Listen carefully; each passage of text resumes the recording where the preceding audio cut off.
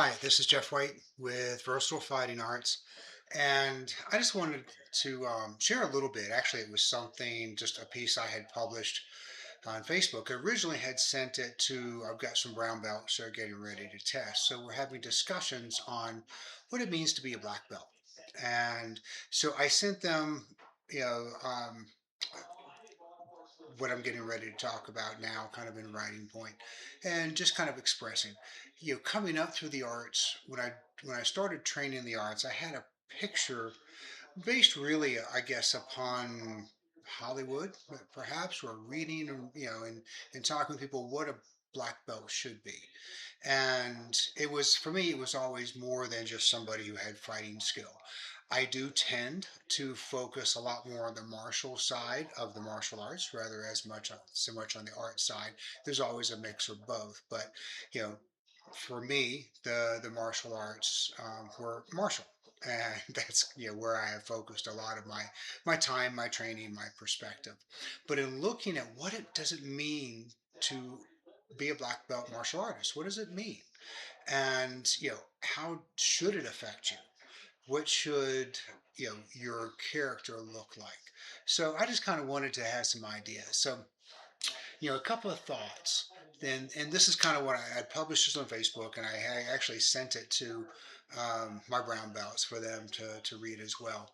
So, while a black belt is a physical sign of rank, its true meaning extends far beyond the mere physical expertise. It represents a profound shift in the student's journey. It presents a profound shift in their character and I think their responsibilities. And I have found as I've gone through the arts, and I have seen those that had mastered the art, but had not mastered themselves.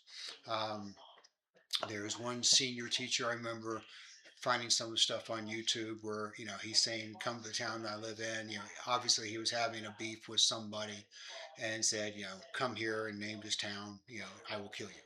And we saw masters being challenged and not necessarily and losing their fight.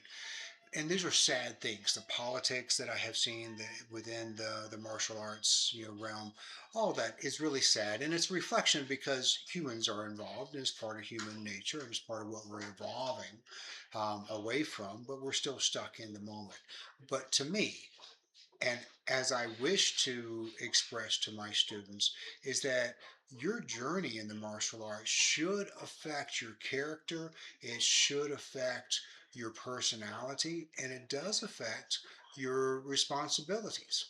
And an important thing to remember is that the beginning of mastery, your Shodan rank, that black belt rank, and if you're looking at Japanese arts, is Shodan, um, is that's the beginning of mastery.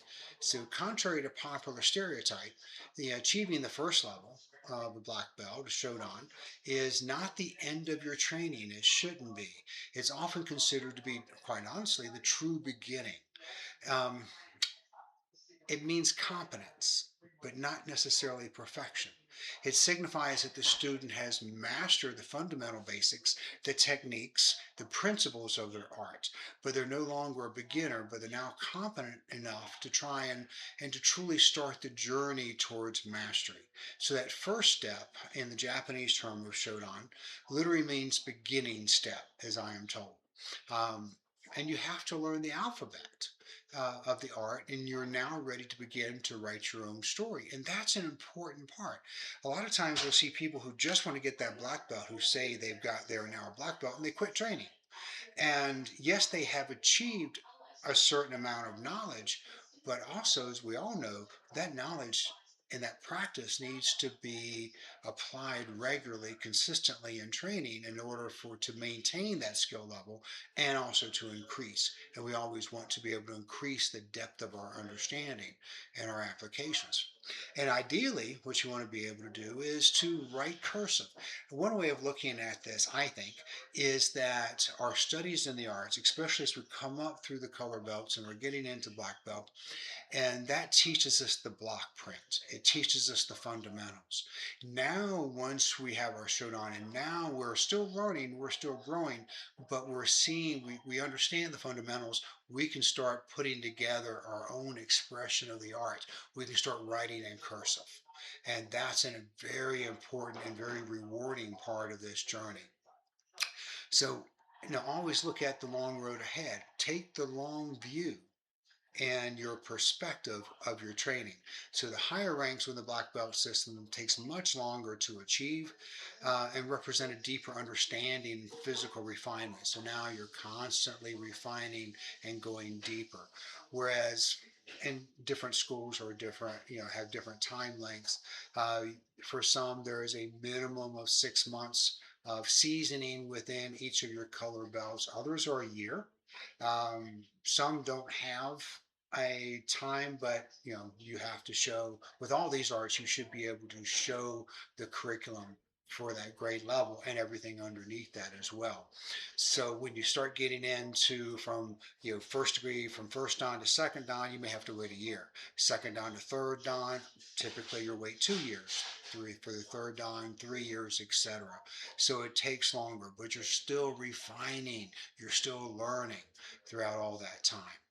Now, I think what you also need to look at, I think, in being a black belt, because we teach this as a self-defense, self-protection art, and we also teach that we want uh, this is not to be used to bully. It's not to be used offensively, but rather defensively. But once we're in a situation, then we become offensive. We start working on the offensive very quickly. But there should be a commitment to character. The most crucial aspect of a black belt is the internal non-physical transformation. The black belt is expected to embody the core principles and philosophy of their martial art. They should be a representative. So don't forget the discipline and perseverance that it takes and to get there, but also to maintain that. So it represents years, just years of unwavering commitment, years of self-control, mental toughness to push through plateaus, to push through setbacks, to push through intense training. The black belt is often called a white belt who simply never quit. Now, the true black belt, in my mind, understands the skill comes with an immense responsibility. We are teaching, um, yes, how to hurt people, but how to get somebody who is so involved in their own delusion and ignorance that they're causing harm to themselves and to others, and how can we stop them? And how can we stop them the most efficient and effective way possible? So, in one part, they're not continuing to attract bad karma to themselves. We want to put it into it. So, understand that with that skill comes responsibility. They're expected to demonstrate respect, courtesy, humility, both inside and outside the dojo. They don't seek conflict, but they use their skills only for defense. Self-control is another major aspect of this. All right, the power gained is controlled power. We learn how to use that power that we have. But the internal part, the black belt is mastery of their emotions, mastery over their impulses. And whereas they may not have it perfected, they are also constantly striving. A black belt should remain calm under pressure, acting thoughtfully rather than reacting impulsively. So the black belt accepts a new set of duties towards their art, often their school and their community. A black belt begins to take leadership roles and can often is trusted to start teaching. Now, part of the idea of being able to have your black belt start to teach is that they will learn more. You learn more through teaching um, than you do through the practice. Practice is important, but I learned so much more by working with different body types, having to explain something. And it requires, in a way that they get it, so it requires a thorough understanding and ability to communicate your art. And so, as a black belt, you want them to come up and take leadership roles and also start to teach. So, they're expected to become role models and leaders within the school. and within, well, not just within the school, within their work, their life, their home, everywhere else. I run a very small school. Um, there's only just I don't teach children, as adults, and so typically it's been 7 to 9 people, and you know the leadership within that means that it's small, but everybody can take a part. You can have a leadership role internally and take a leadership role in your work and in your community. All of that can come from the fact that what you have learned from your journey to be a black belt. So, they're also going to be, they're often our assistant instructors, as I mentioned. They're teaching the lower ranks, are responsible for passing on the arts techniques and the philosophy, which means they should know that. And they're a representative. Being a black belt means that you represent your art. I represent Versatile Fighting Arts.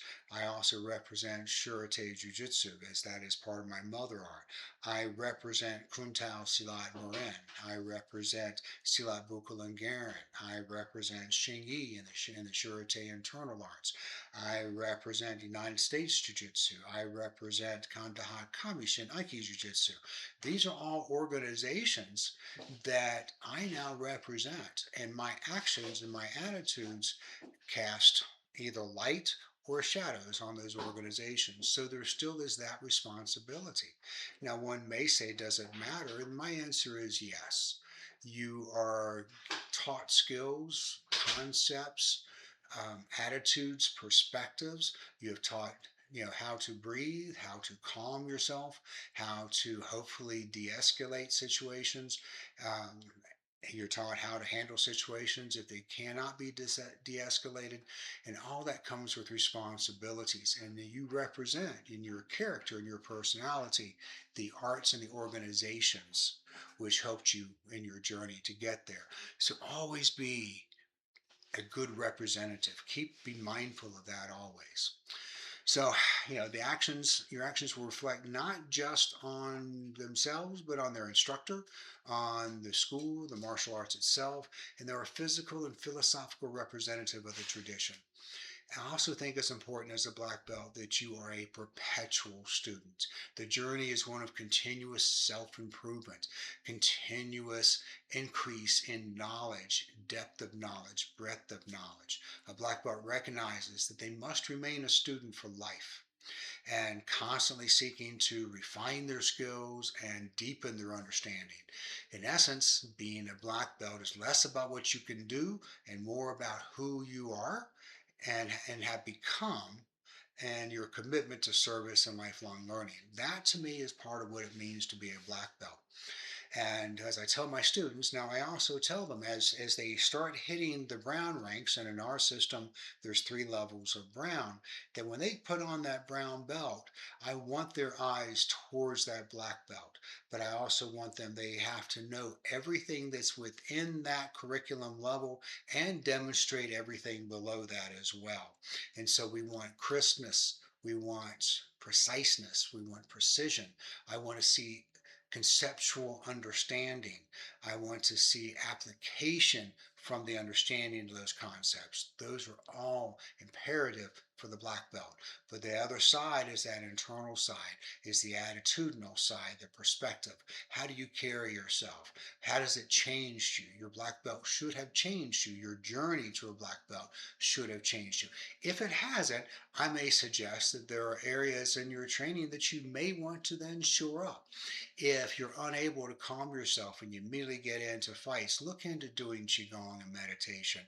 Balance the destructive nature of the martial side of our arts with the constructive and peaceful side that as well, so that you have yin and yang in balance. I think all those are good. So, um, that is all that I have to share. So, my school is Versatile Fighting Arts. I'm located here in Albuquerque, New Mexico now. And if you are in the Albuquerque area and would like to come train with me, reach out on Facebook or email versatilefightingarts@gmail. In the Raleigh, North Carolina area, have a school being run by Sensei Jamie Seeley. It's where I used to be. And you're welcome to join there. And then we've got some folks down in Louisiana as well. But would love to hear from you. Um, have a great day. Thank you.